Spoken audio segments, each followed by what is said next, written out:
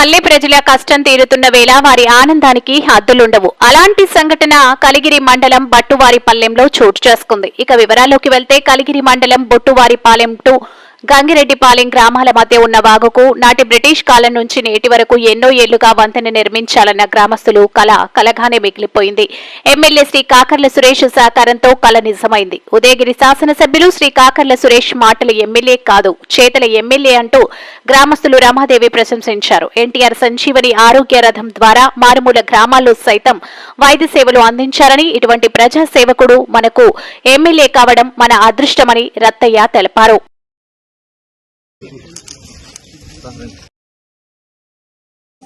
ఇల్లు కావాలి ఎవరికన్నా? మీకు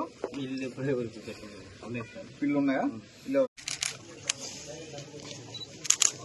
ఓకే సార్. ఎవరమ్మా?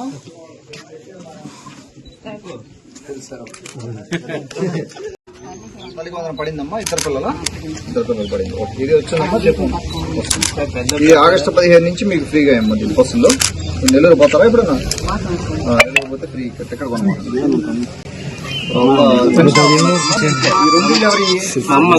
మా తమ్ముడు వాళ్ళకి పెన్షన్ వస్తుంది. ఇల్లు కావాలి ఎవరికన్నా? మీకు ఇల్లు ఉన్నాయా? ఇల్లు ఎవరికి అవసరం లేదు. రోడ్డు చూస్తాం మనం, చూసాను ఇప్పుడే. ఇది ఒకసారి రోడ్డు పెట్టుకోమా సార్? ఇది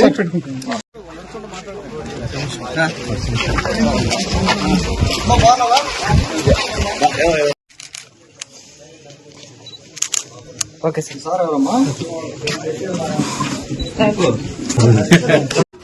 తల్లికి వందనం పడిందమ్మా?